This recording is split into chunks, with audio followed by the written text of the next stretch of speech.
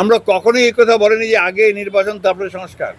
এটা যদি কেউ বলে থাকে একটা ভুল ব্যাখ্যা দেওয়া হচ্ছে, জনগণকে বিভ্রান্ত করা হচ্ছে। সুষ্ঠু অবাধ গ্রহণযোগ্য নির্বাচনের জন্য যে মিনিমাম যে সংস্কারগুলো করা দরকার সেগুলো করতে হবে।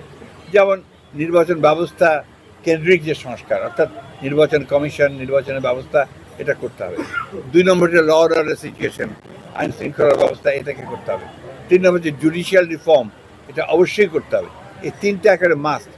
সরকার 6টা রিফর্ম কমিশন করেছে, 6টা রিফর্মের মধ্যে সবচেয়ে বেসিক ইম্পর্টেন্ট রিফর্ম হচ্ছে এই 3টা। এই 3টা তো আমরা করতে বলেছি, এবং ইতিমধ্যে আপনারা নিশ্চয়ই জানেন যে সরকারের প্রত্যেকটা নির্বাচন রিফর্ম আপনার কমিশনের প্রস্তাব, স্যান্ডেলিনা সো, রূপচর্চায় আভিজাত্য, অর্থাৎ আপনার এই যে সংস্কারের প্রস্তাবগুলোর বিষয়ে আমরা কিন্তু প্রত্যেকটা ক্লজ বাই ক্লজ তাদের জবাব দিয়েছি এবং সেগুলো উত্তর দিয়েছি এবং তাদেরকে অনুরোধ করেছি যে এই বিষয়ে আমরা কথা বলতে চাই।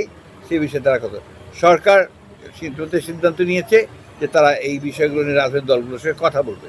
সেই কথা বললে তখন সেটা হবে। কিন্তু আমরা যে জিনিসটার উপর জোর দিচ্ছি, যে জিনিসটা বুঝতে অনেকেই অক্ষম হচ্ছে, যেমন আপনি অক্ষম হয়েছেন, আমরা কখনোই কথা বলিনি।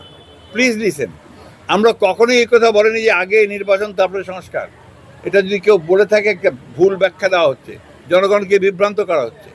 আমরা বলছি যে নির্বাচন সুষ্ঠু অবাধ নিরপেক্ষ নির্বাচনের জন্য ন্যূনতম যে সংস্কারগুলো করা দরকার সেটা করতে হবে। আপনারা একটা জিনিস ভুলে যাচ্ছেন কেন, সংস্কারের দাবি তো আমাদের। কেয়ারটেকার গভর্নমেন্টের অধীনে 9 মাসের আপনার ইন্টারিম গভর্নমেন্টের সময় নির্বাচন, সেটা কিন্তু আমরা তখনই বলেছি। তাহলে কি বোঝা যাচ্ছে যে আমরা যা বলেছি সেগুলোই তো আসছে, তাহলে সমস্যাটা কোথায়?